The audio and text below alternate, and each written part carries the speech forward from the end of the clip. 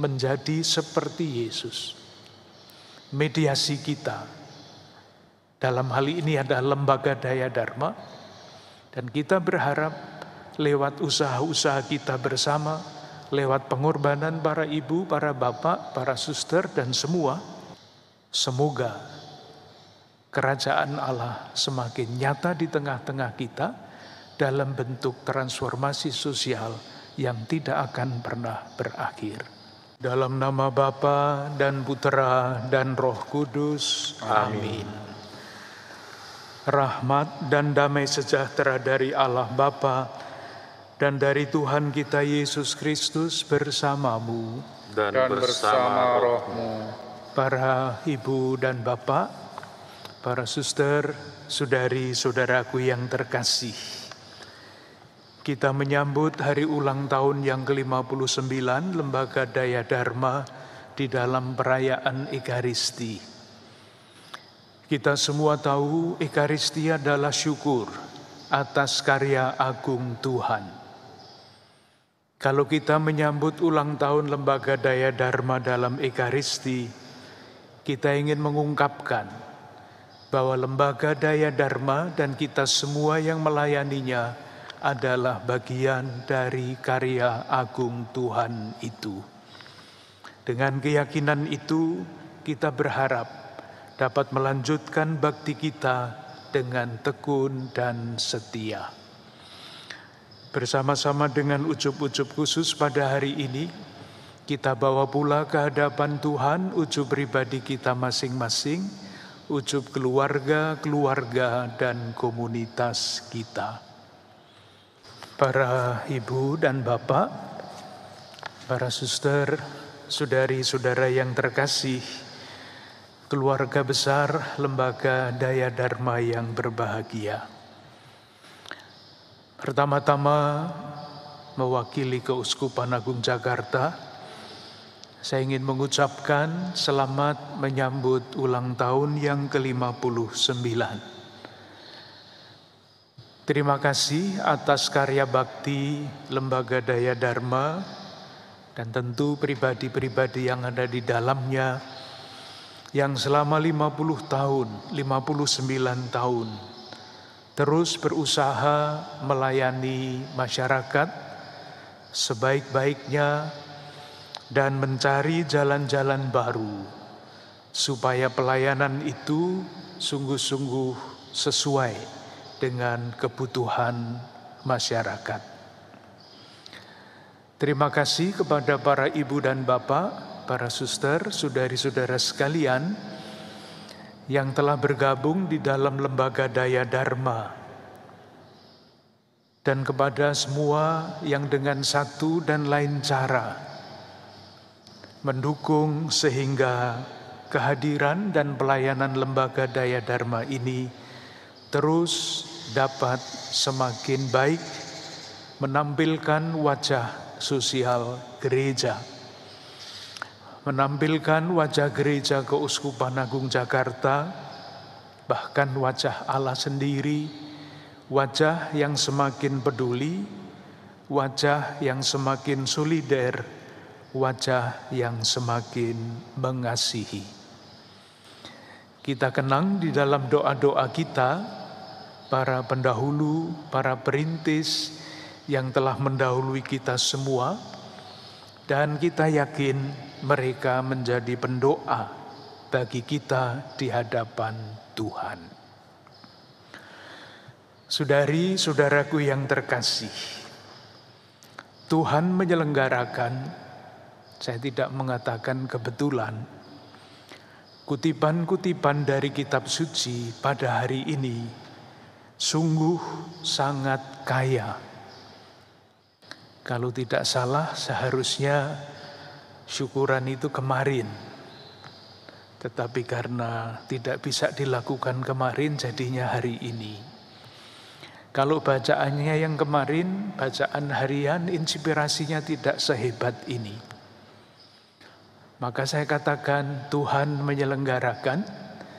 Ketika kita menyambut ulang tahun yang ke-59, sabda Tuhan sungguh memberikan inspirasi yang sangat kaya kepada kita. Kedua-duanya, bacaan pertama dan bacaan kedua, adalah boleh dikatakan kata-kata perpisahan. Yang pertama, kata-kata perpisahan Rasul Paulus. Dan Injil adalah kata-kata perpisahan Yesus. Sebelum kedua tokoh itu meninggalkan dunia ini.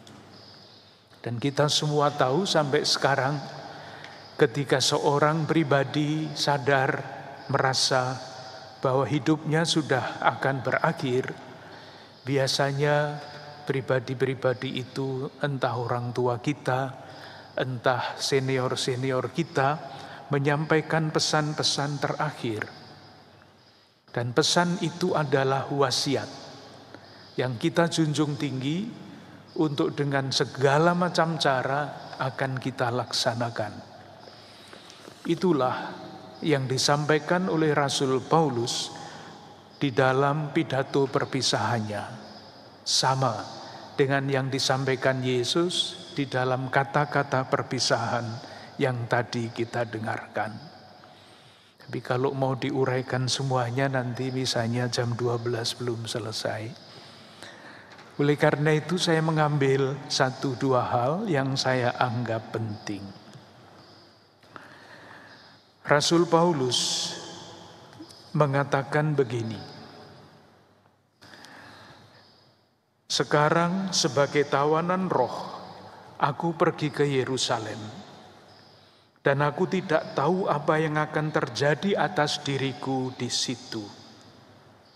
Lalu, tetapi aku tidak menghiraukan nyawaku sedikit pun. Asal saja aku mencapai garis akhir dan menyelesaikan pelayanan yang ditugaskan oleh Tuhan Yesus kepadaku untuk memberi kesaksian tentang Injil kasih karunia Allah. Tampil wajah Paulus yang akan berjuang sampai akhir tanpa mempedulikan hidupnya. Asal saja Injil kasih karunia Allah sampai ke ujung bumi. Kita dapat membayangkan Paulus yang macam apa yang mengatakan hal itu. Sementara itu, di dalam kata-kata perpisahan Yesus, Yesus mengatakan begini, "Ya Bapa, permuliakanlah anakmu, supaya anakmu mempermuliakan engkau." Pertanyaannya adalah, bagaimana Yesus mempermuliakan Allah Bapa? Jawabannya ada ketika Injil Yohanes menceritakan awal perjamuan malam terakhir. Dikatakan begini, sama seperti ia senantiasa mengasihi murid-muridnya, demikian sekarang ia mengasihi mereka sampai sehabis-habisnya. Persis sama dengan Paulus, atau mungkin terbalik, Paulus persis sama dengan Yesus. Yesus mempermuliakan Allah dengan mencurahkan kasih sampai sehabis-habisnya. Sementara Paulus tidak peduli mengenai hidup atau matinya, asal kasih karunia Allah diwartakan. Dan akhirnya memang Paulus sampai ke titik akhir itu. Kapan Yesus mencurahkan kasih sampai sehabis-habisnya? Mudah sekali jawabannya, ketika ia disalibkan. Dan pada waktu Yesus wafat disalib, menurut Injil Yohanes, Yesus mengatakan sudah selesai. Artinya, dengan wafat di kayu salib, Yesus menyelesaikan pekerjaan yang diserahkan Bapa kepadanya untuk mempermuliakan Bapa. Mungkin kata-kata saya berbelit-belit, tetapi intinya sederhana, memang tidak gampang dilaksanakan. Bagi Yesus, salib itu bukan kesengsaraan. Bagi Yesus, salib adalah kemuliaan. Karena di salib tampak kasih Allah yang sehabis-habisnya. Itulah kemuliaan. Saudari-saudaraku yang terkasih, kita semua adalah murid-murid Kristus. Tidak akan pernah menjadi guru seumur-umur ya murid. Dan itu berarti kita dipanggil untuk semakin setia mengikuti Yesus. Dan semakin setia mengikuti Yesus itu berarti meneladan, semakin serupa dengan Kristus. Dan meneladan Kristus, semakin serupa dengan Kristus berarti bertumbuh semakin sempurna di dalam kasih. Dengan demikian, saudari-saudaraku yang terkasih, kasih inilah yang mesti menjadi inspirasi bagi kita untuk menentukan setiap langkah di dalam kehidupan kita. Kita tidak cukup mengungkapkan iman. Mengungkapkan iman itu artinya ya seperti sekarang ini kita beribadah, kita berdoa, kita berziarah, itulah ungkapan iman. Ada kata yang kedua, yaitu mewujudkan iman. Ungkapan iman penting, tetapi ungkapan iman tanpa wujud baru separuh. Iman mesti diwujudkan. Nah, untuk mewujudkan iman, kita perlu mediasi. Kita perlu jalan untuk mewujudkan iman itu. Dan yang sekarang kita syukuri, yang sudah kita pilih, mediasi untuk mewujudkan iman, mewujudkan kasih adalah lembaga Daya Dharma ini. Lembaga lain memilih pendidikan sebagai mediasi. Lembaga lain lagi memilih pelayanan kesehatan sebagai mediasi, jalan untuk mewujudkan iman. Kita memilih lembaga Daya Dharma sebagai mediasi mewujudkan iman kita. Inspirasi kita adalah iman, harapan dan kasih. Mediasi kita adalah lembaga Daya Dharma. Harapan kita lewat mediasi lembaga Daya Dharma ini, doa yang setiap kali kita doakan, ucapkan sebagai ungkapan iman terwujud. Doa itu adalah datanglah kerajaanmu.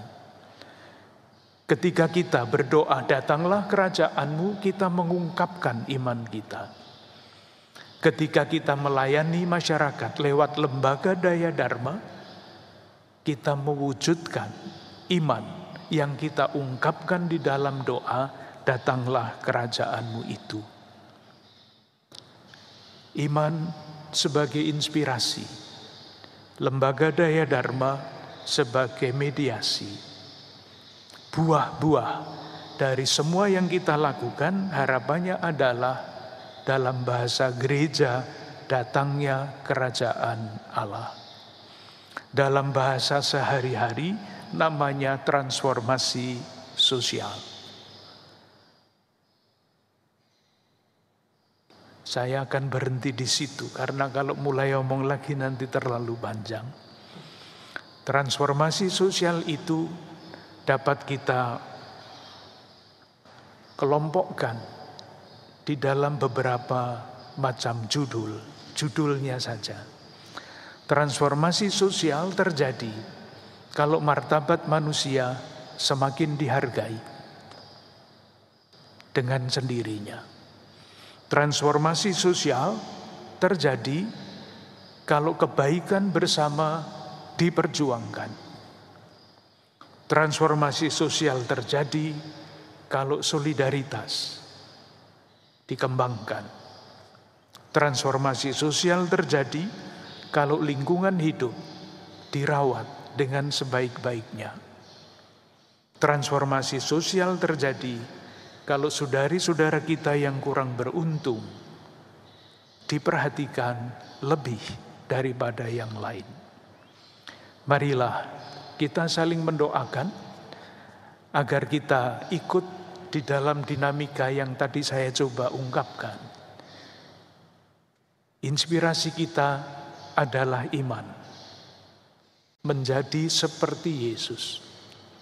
Mediasi kita dalam hal ini adalah lembaga Daya Dharma, dan kita berharap lewat usaha-usaha kita bersama, lewat pengorbanan para ibu, para bapak, para suster, dan semua, semoga kerajaan Allah semakin nyata di tengah-tengah kita dalam bentuk transformasi sosial yang tidak akan pernah berakhir. Dengan harapan dan keyakinan itu, marilah kita lanjutkan ibadah kita.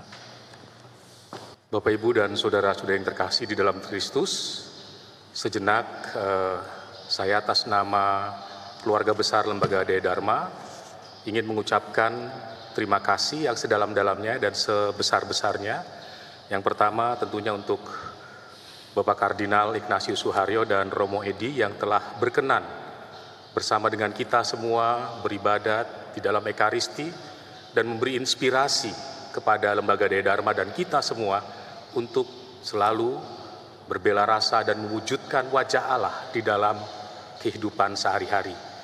Terima kasih juga saya ucapkan kepada para donatur, para dermawan, relawan, volunteer, dan semua saja dengan caranya masing-masing yang luar biasa membantu kami Lembaga Daya Dharma dan yang bermuara pada tentunya kesejahteraan untuk semua.